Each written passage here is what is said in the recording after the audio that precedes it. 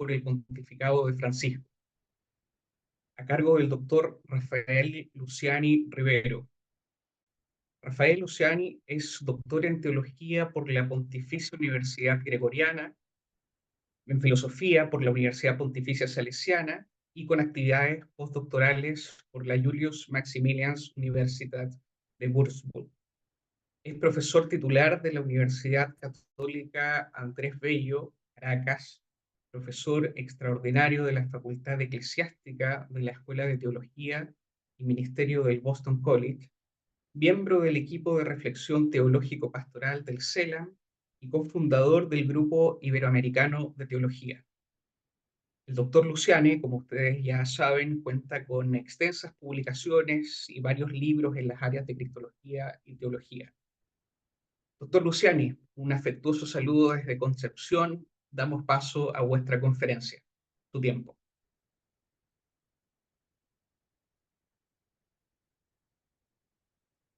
Bien.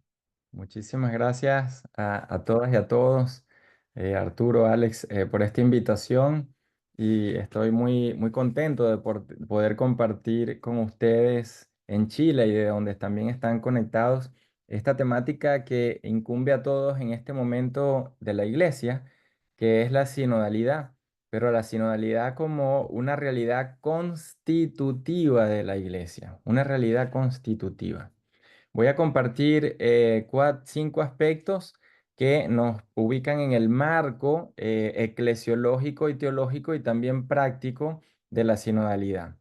El primero, estamos ante un camino de maduración en la recepción del concilio. Es fundamental, no solamente de recepción, sino de su maduración en el pontificado de Francisco.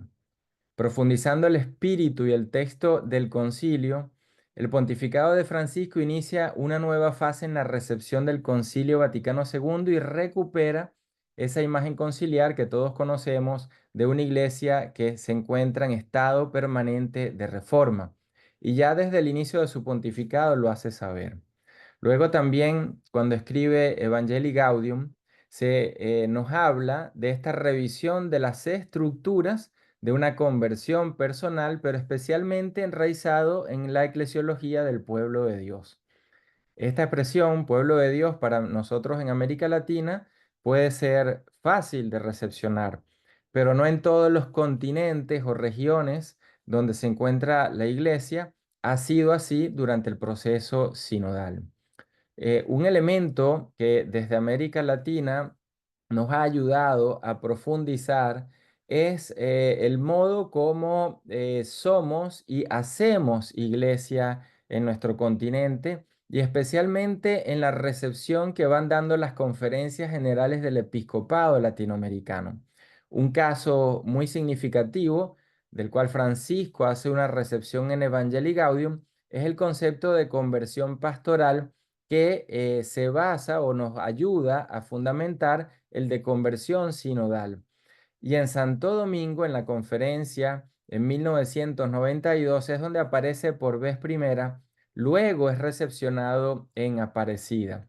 ¿Y qué nos dice Santo Domingo que nos ayuda a comprender la sinodalidad? En el número 30 dice que la conversión pastoral se refiere, y fíjense qué importante, a la praxis personal y comunitaria. Estamos hablando del ámbito comunitario y personal, pero en la praxis, luego las relaciones de igualdad y autoridad, las relaciones entre los distintos fieles, es decir, entre todos y todas en la iglesia con igual dignidad, y tercero, las estructuras y dinamismos. Entonces, fíjense cómo estamos hablando de relaciones, de dinámicas, cómo nos comunicamos y a la vez de estructuras como iremos viendo a lo largo de la exposición. Esto no quiere decir que el Papa Francisco quiera implantar un modelo eclesial latinoamericano en la iglesia global, pero sí nos ayuda a comprender que en ese contexto de experiencia eclesial latinoamericano va surgiendo lo que luego dará forma a esta iglesia Pueblo de Dios a la luz de la sinodalidad. Es importante una entrevista que él da en el 2022 a una agencia de noticias argentina y cito, las cosas que hice no las inventé, ni la soñé después de una noche de indigestión. Recogí todo lo que los cardenales habíamos dicho en las reuniones precónclave que debía ser el próximo papa. Dijimos las cosas que había que cambiar. ¿Por qué es tan importante este texto de una entrevista? Porque hoy en día muchas de las críticas que han surgido dicen que la sinodalidad es algo que el Papa, como persona individual, ha traído o ha inventado. Sin embargo, en sus palabras se nos dice cómo hay un mandato de reforma que ya en el cónclave se viene hablando y él lo lleva adelante una vez que es elegido pontífice. Por tanto, es impensable, y esto lo dice el documento preparatorio del sínodo en el número 6, es impensable una conversión del accionar eclesial sin la participación de todos y todas en la iglesia. Es importante entonces estos dos elementos. Hace y realiza un mandato recibido y a la vez invita para que esto pueda tener cabida y continuidad si hay participación de todos y de todas en la iglesia. En esta primera parte, en este primer punto, podemos decir que estamos viviendo una experiencia de iglesia en transición. Y esto en dos elementos.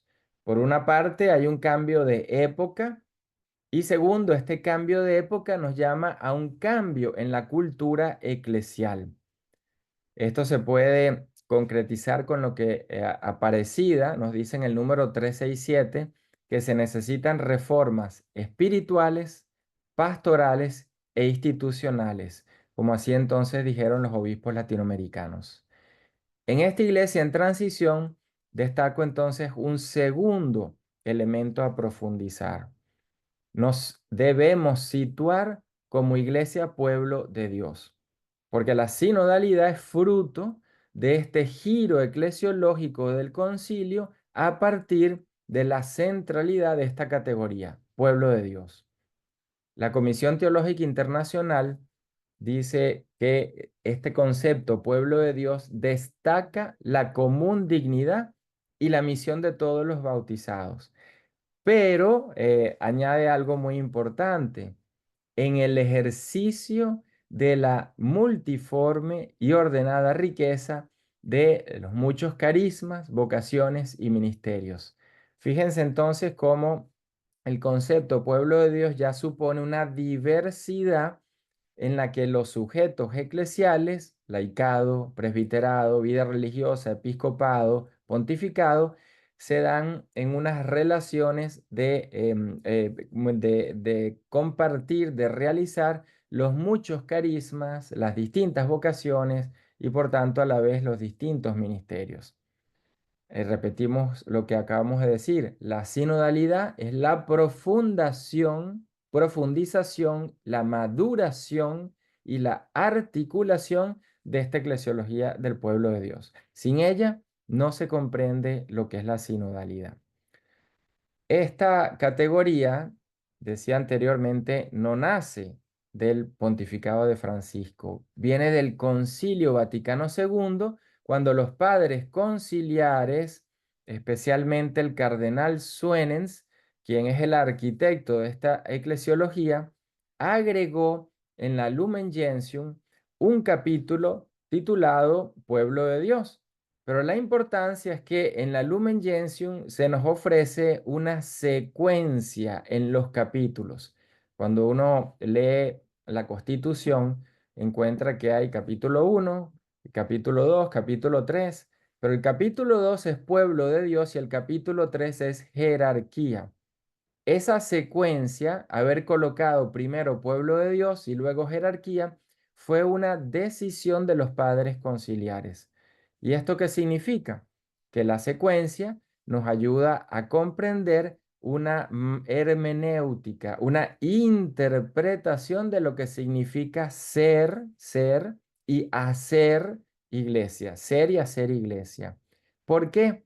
Porque nos sitúa primero como pueblo de Dios y luego en las diferentes formas de realizar como decía anteriormente, los muchos carismas, ministerios, servicios, que a lo largo de la Lumen Gentium, del capítulo 3 en adelante, aparecen como la jerarquía, la vida religiosa, el laicado.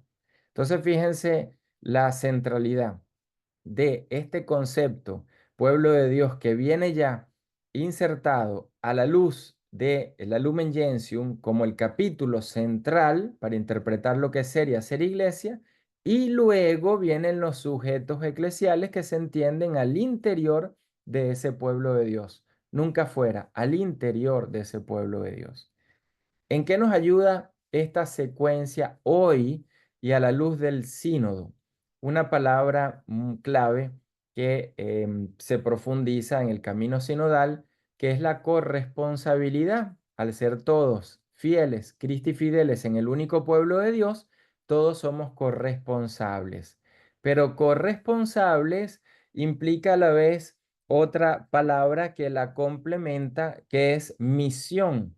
Somos corresponsables de una misión compartida. Esto implica que no hay unos que realizan la misión y que son sujetos en la iglesia y otros que serían los objetos que reciben la misión. Estamos hablando de que el pueblo de Dios en su totalidad es sujeto corresponsable y misionero. Fíjense lo que dice el cardenal Suenens sobre esto. Cuando termina el concilio, él escribe un libro que se llama La corresponsabilidad. Libro muy interesante porque es la palabra clave que hoy ayuda a comprender estos cambios en la iglesia. Y él dice lo siguiente: si me preguntasen cuál es el germen de vida más rico en consecuencias pastorales que se debe al concilio, respondería sin dudarlo el haber vuelto a descubrir al pueblo de Dios como un todo, como una totalidad, y en consecuencia la corresponsabilidad que de aquí deriva para cada uno de sus miembros. Entonces, fíjense las dos dimensiones. Ser pueblo de Dios implica esa totalidad de fieles, Cristi fideles, es decir, bautizados con los mismos derechos y deberes, y esa totalidad que es corresponsable. No hay unos responsables y otros no, corresponsables.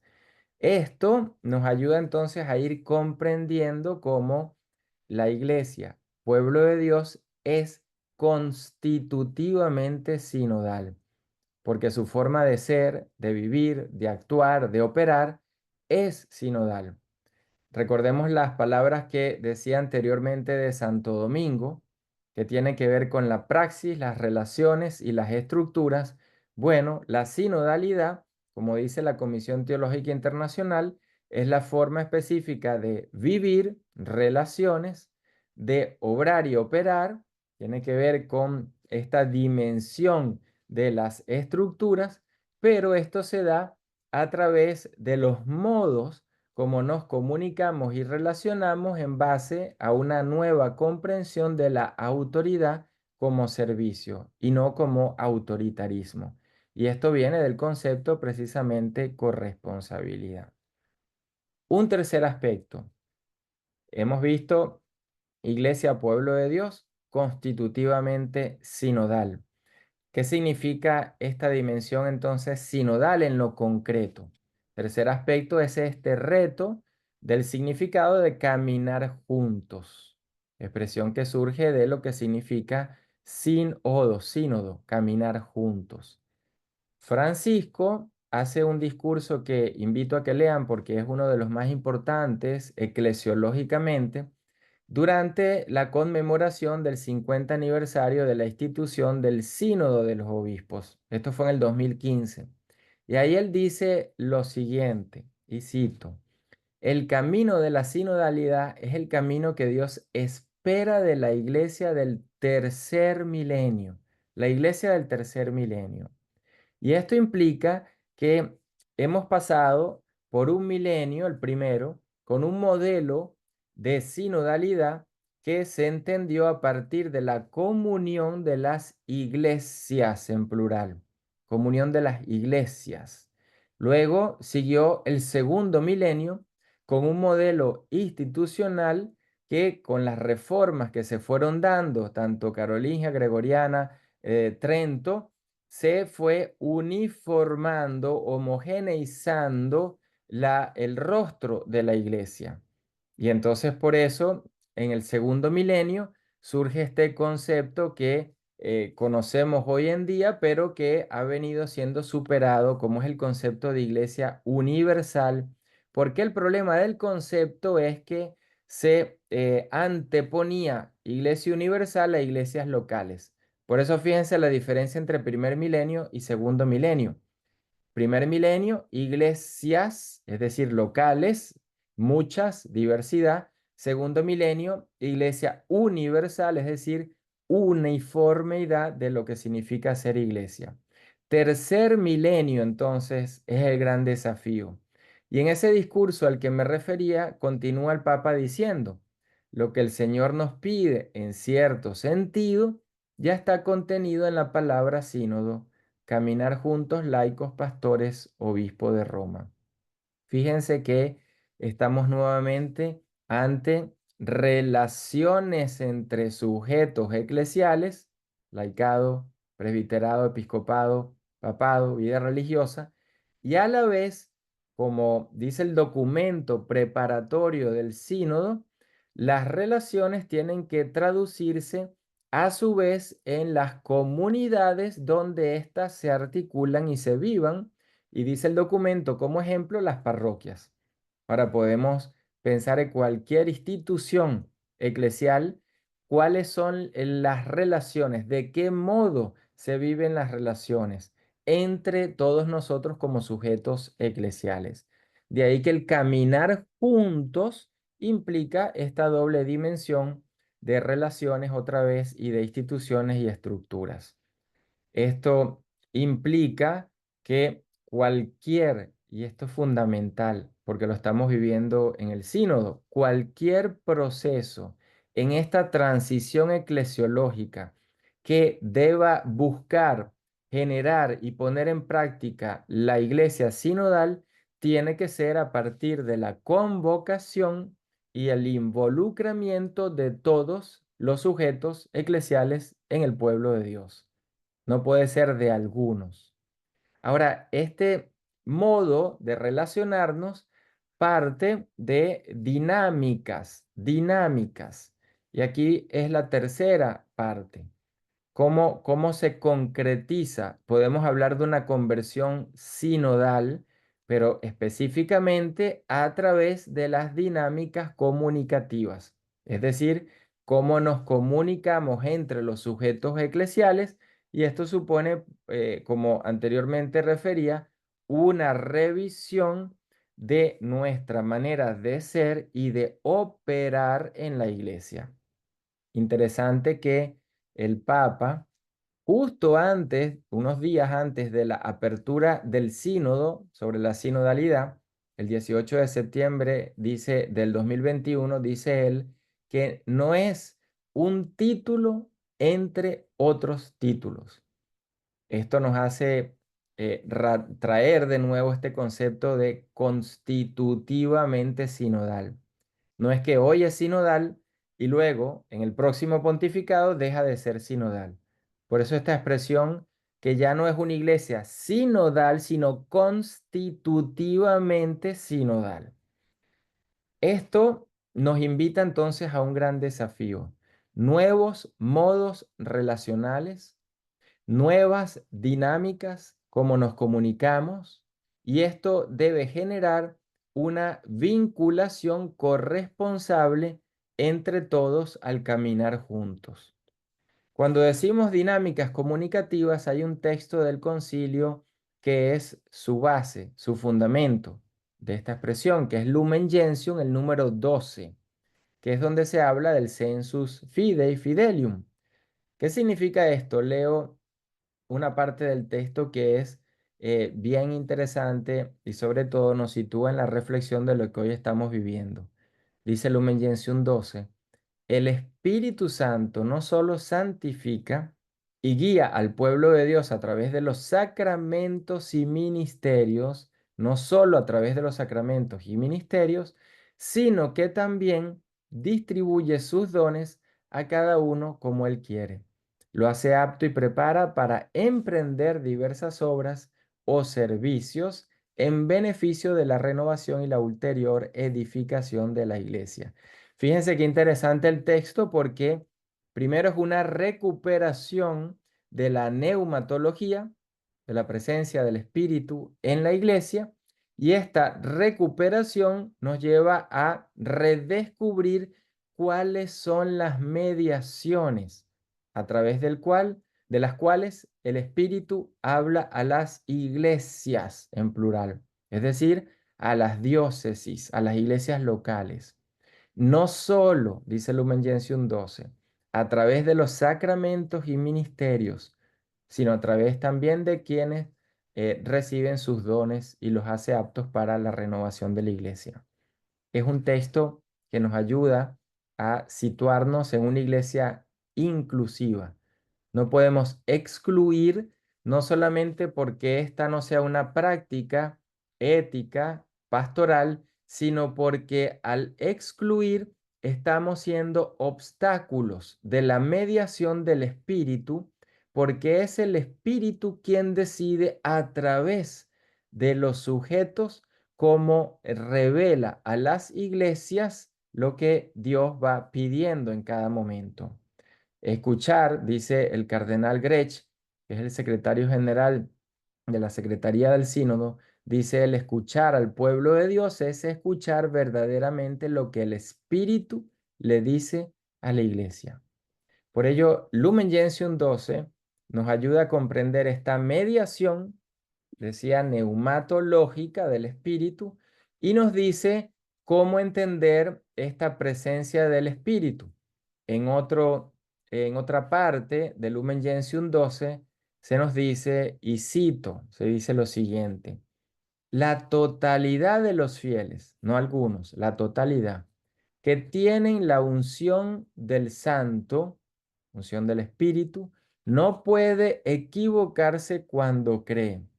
Y esta prerrogativa peculiar suya la manifiesta mediante el sentido sobrenatural de la fe de todo el pueblo, cuando desde los obispos hasta los últimos fieles laicos presta su consentimiento universal en las cosas de fe y costumbres. Fíjense lo que va destacando Lumen Gentium 12 en esta otra parte del numeral. Primero, la totalidad de los fieles, nunca algunos o unos, la totalidad de los fieles tienen la unción del santo. No es la institución eclesiástica quien dice quién tiene o no tiene, quién es mediación o no es mediación del Espíritu. Y solo en esa totalidad se da lo que significa no equivocarse. Cuando se cree la totalidad, puede que alguien en la iglesia se equivoque, en la totalidad, cuando se da esa interacción entre todos los sujetos eclesiales, se va produciendo ese consentimiento en las cosas de fe y costumbres, y porque se va generando un consentimiento construido a partir de la totalidad de los fieles, podemos decir que no entonces se equivoca, no se equivoca cuando cree esa iglesia. El texto, entonces, fíjense que nos ayuda a rescatar lo que anteriormente decíamos de la iglesia pueblo de Dios, como decía el cardenal Suenens, porque esta iglesia pueblo de Dios significa la totalidad de los fieles. A la luz de la sinodalidad, es esta totalidad caminando juntos. Y por eso juntos no significa un agregado de individuos, sino en la interacción de todos y entre todos los sujetos eclesiales. Cuando hay un discernimiento, y esto sucede mucho en la institución eclesiástica, cuando hay un discernimiento y solo se discierne entre algunos sujetos eclesiales, solo entre laicado o solo entre vida religiosa o solo entre episcopado, ese discernimiento no pone en práctica a esa totalidad para que a través de ella se manifieste el Espíritu. porque sería un discernimiento solo de algunos, de un grupo, pero no de la totalidad, es decir, de todos, que significa el pueblo de Dios. Por eso cuando decimos dinámicas comunicativas, es el modo como integramos o nos integramos todos y todas a través de la escucha recíproca, el discernimiento en común, la elaboración de decisiones compartidas. Fíjense, las dinámicas siempre hacen énfasis en esta reciprocidad, lo comunal, lo comunitario. Por ello, dinámicas comunicativas no solo es escucha, sino escucha recíproca. No solo es discernir, sino discernir comunal o comunitariamente. No solo elaborar decisiones, alguien que las escriba, sino llegar a ese consentimiento elaborando decisiones en conjunto. Ciertamente, siempre hay uno que toma la decisión porque es la autoridad correspondiente, si no existiese una anarquía en cualquier institución. Pero ese uno que toma una decisión, sí participa en la elaboración de esas decisiones a través de las dinámicas comunicativas con todos los fieles, entonces su toma de decisión será fruto de un proceso en el que se haya construido un consenso y no será una imposición de uno al resto. Un gran eclesiólogo que hemos oído y seguramente leído, Ángel Antón, quien fue por años el gran eclesiólogo de la Gregoriana en Roma, él decía sobre la conferencia de Santo Domingo, la que mencionaba anteriormente, celebrada en el 92 en América Latina, él decía que cuando una conferencia no incluye una consultación amplia, no es recepcionada. Fíjense la importancia. Lo podemos traducir en lo que acabamos de decir. Cuando hay una escucha recíproca, cuando hay una consultación amplia, cuando hay un discernimiento comunitario, cuando se elaboran decisiones en conjunto, entonces habrá una recepción de un documento en la iglesia, pero una mayor recepción que es fruto de esta incorporación, de esta inclusión de todos y todas en la iglesia. Un último aspecto es que estas dinámicas institucionalizan un modo de ser y de proceder en la iglesia. Muchas veces nos preguntamos, ¿es que la sinodalidad es simplemente un espíritu? Pues no, es también e implica también una institucionalización. Si no, estaríamos simplemente viviendo un proceso emotivo, afectivo, pero no que tenga repercusión en las instituciones. Y cuando digo las instituciones me refiero a todas, no solamente a la Curia Vaticana, desde una universidad, una parroquia, un consejo pastoral, todas son instituciones en la iglesia. De manera que las dinámicas institucionalizan un modo de ser y de proceder. Cuando llegamos a ese punto, podemos decir que hay una iglesia constitutivamente sinodal que se va haciendo realidad. Ponemos también el ejemplo de lo que ha sido escuchado en el proceso sinodal. En el documento para la etapa continental se nos dice lo siguiente, que es algo muy desafiante porque a veces uno dice, es que la escucha es simplemente algo afectivo, nos escuchamos y ya está.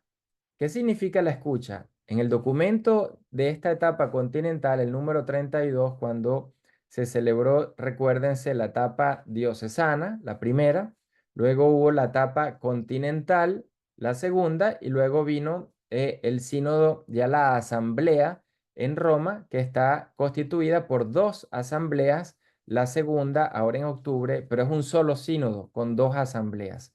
El documento dice, escuchar requiere que reconozcamos a los demás como sujetos de su propio viaje, Cuando escuchamos, los demás se sienten acogidos, no juzgados, libres de compartir su propio camino espiritual.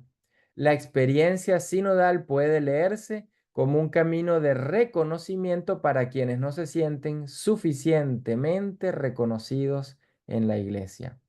Fíjense, modo de proceder, modo de ser y proceder, supone que la escucha, si se hace práctica ordinaria y permanente, estaríamos ante una iglesia que incluye y por tanto que de lo escuchado es capaz de aprender. Una iglesia que aprende desde la escucha. No es simplemente una iglesia que escucha para enseñar. Ese fue el modelo preconciliar.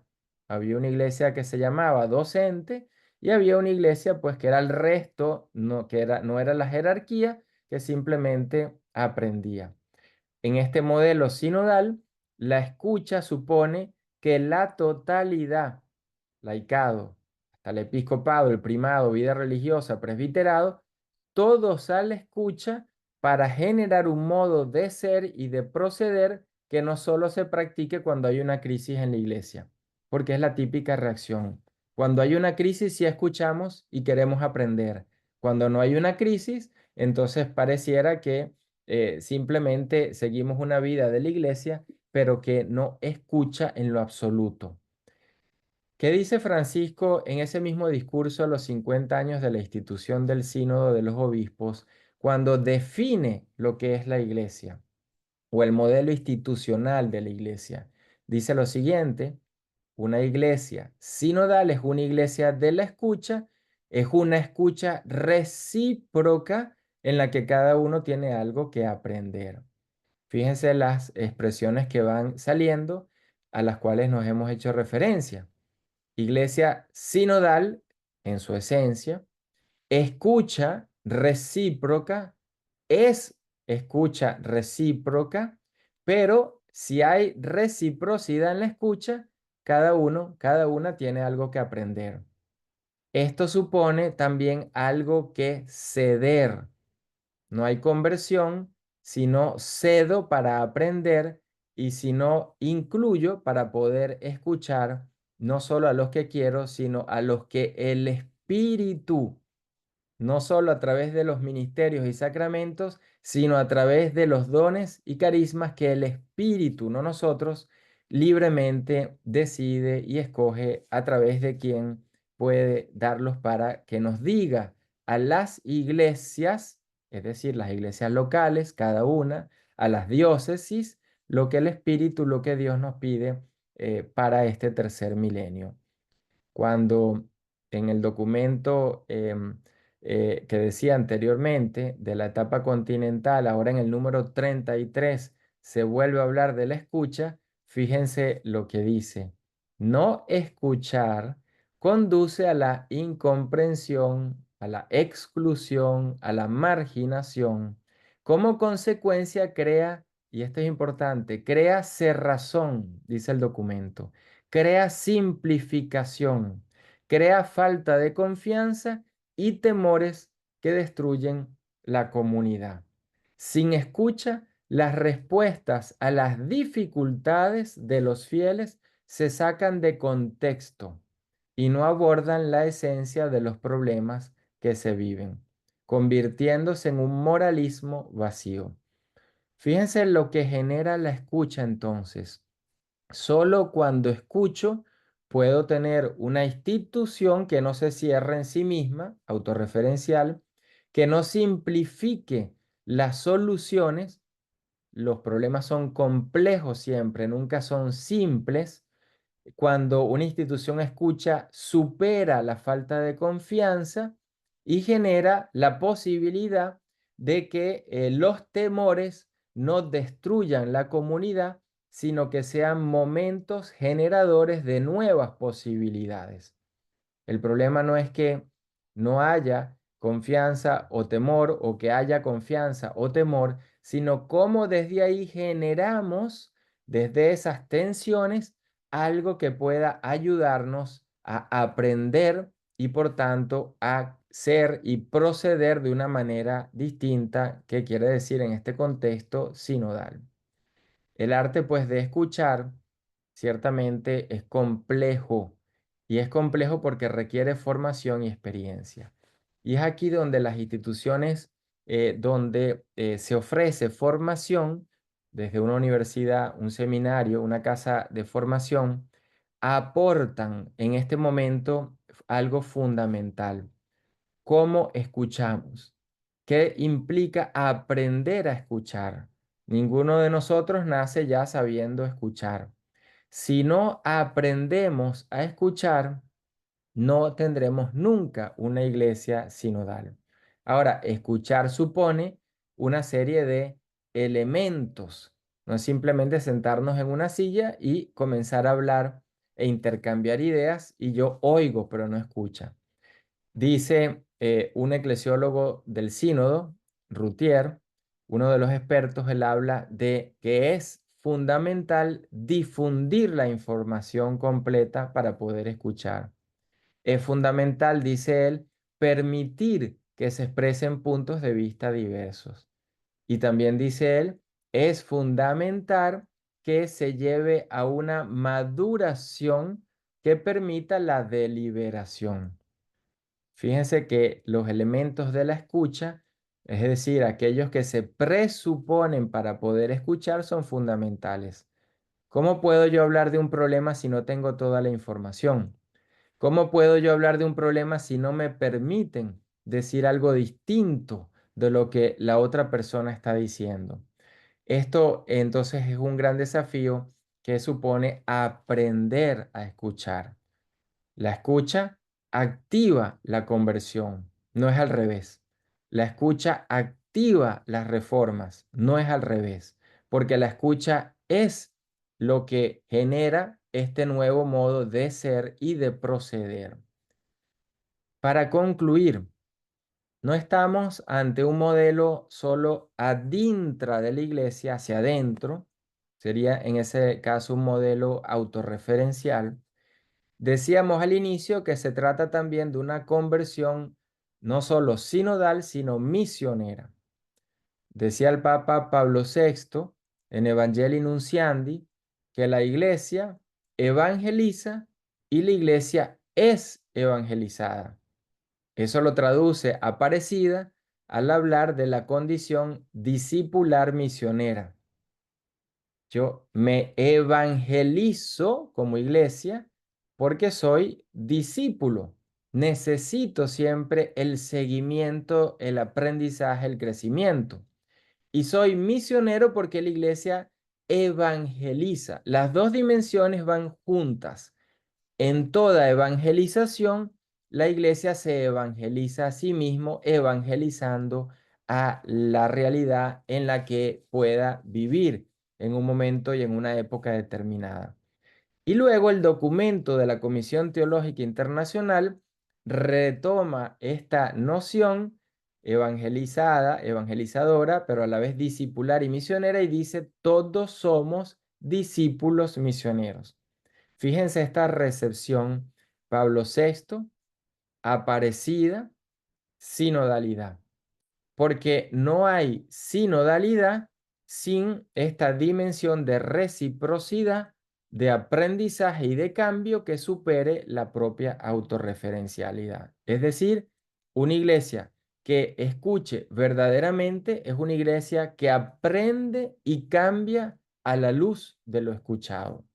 Por eso, cuando decimos misionera, significa caminar junto a la sociedad, leyendo los signos de los tiempos de cada época y no llevando una interpretación desde afuera que no permita una conversión, sino nuevamente una autojustificación, autorreferencialidad. El Papa Francisco nos deja este desafío entonces. Y este desafío supone, y leo el documento otra vez de la etapa continental, supone que el caminar juntos sea como pueblo de Dios, y que el caminar juntos implica este reconocer la conversión continua individual y comunitaria. Y esto, como dice el documento, se da en el plano institucional y se traduce entonces en una reforma permanente de sus estructuras y de su estilo, impulsando el legado del Concilio Vaticano II. Es un texto también que nos invita, como hemos iniciado, a conectar el Concilio Vaticano II con este impulso que da la sinodalidad, pero que nos llama a una conversión personal e institucional. Esto no es nuevo para la iglesia. Esto pertenece a la tradición de la propia Iglesia Católica. Ahora bien, si no nos comprometemos a una sinodalización, de toda en la iglesia, pues esto será un hermoso sueño que pasará luego del proceso sinodal, que por cierto no termina en octubre, porque Episcopalis Communio, la constitución apostólica con la cual el Papa Francisco reforma el sínodo, tiene tres fases: la preparatoria, que fueron las consultas; la celebrativa, que son las dos asambleas; y luego viene la implementación o recepción, que es a partir de esta segunda asamblea en adelante. Bueno, la invitación es no solo a aprender lo que es la sinodalidad y estudiarlo, sino a sinodalizar nuestras relaciones, nuestras dinámicas comunicativas y nuestras estructuras e instituciones. Muchas gracias.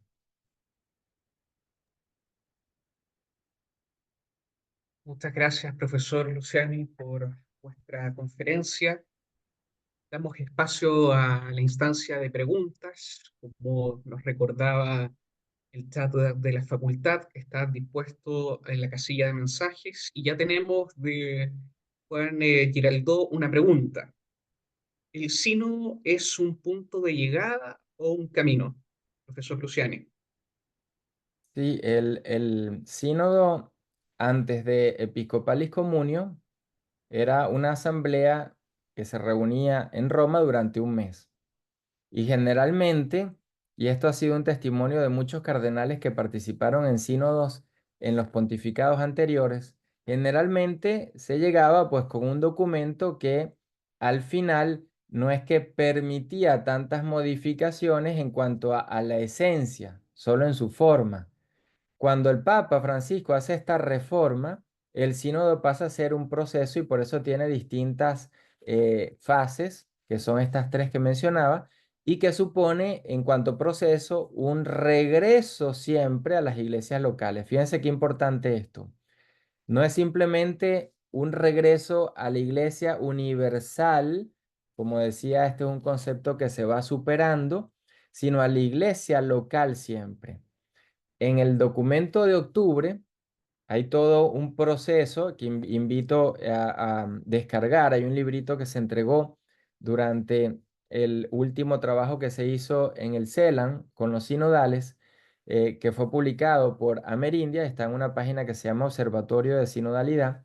Y en ese librito ofrezco un análisis de cómo cambia la eclesiología a lo largo del proceso sinodal, y ya no se usa iglesia universal, sino Ecclesia Tota, una frase de Pedro Damián que habla de esta iglesia toda que está presente en cada iglesia local. Por eso ya no es un evento, sino un proceso que siempre regresará a las iglesias locales. Dependerá de la iglesia local si esto simplemente, pues, o no simplemente.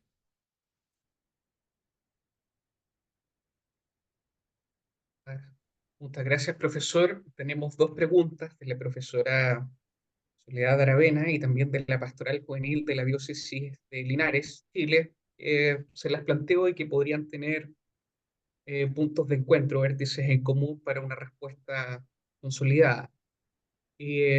Soledad Aravena pregunta, ¿cómo podría institucionalizarse la sinodalidad en esta perspectiva? Y la Pastoral Juvenil de la Diócesis de Linares pregunta, ¿qué pasos vienen en el derecho canónico en relación a las dinámicas sinodales?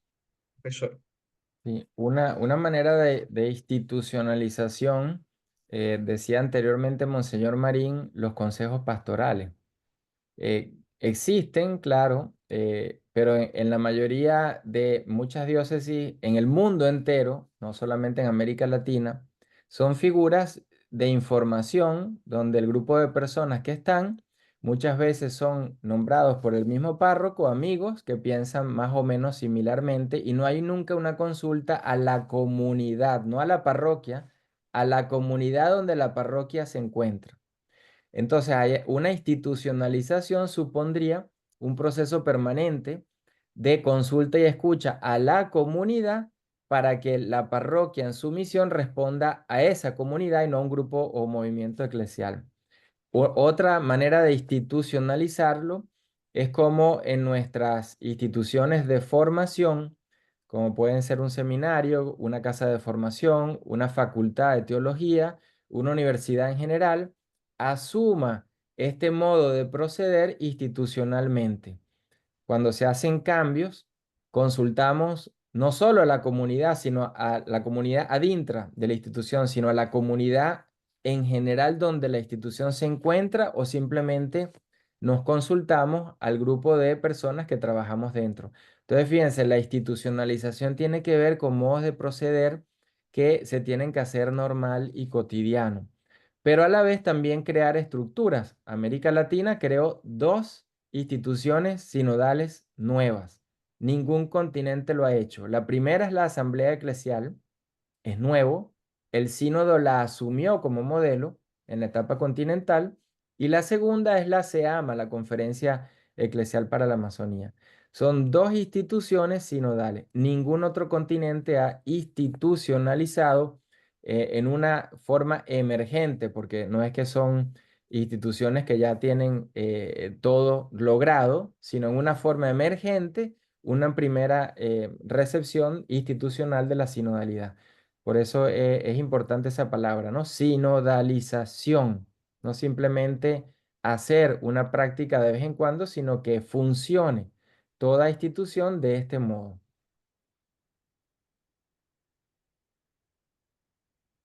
Muchas gracias, profesor Luciani. Eh, Finalizando el espacio de preguntas y, por supuesto, agradeciendo la claridad de vuestra exposición y, por supuesto, enviando un gran abrazo desde Chile, damos comienzo a nuestra primera mesa, que es moderada por la académica Francisca Orellana de la Facultad de Estudios Teológicos y Filosofía de la Universidad Católica de la Santísima Concepción. Profesor Luciani, un gran abrazo. Un abrazo y muchas gracias de nuevo por por esta invitación. Un abrazo. Muchas gracias.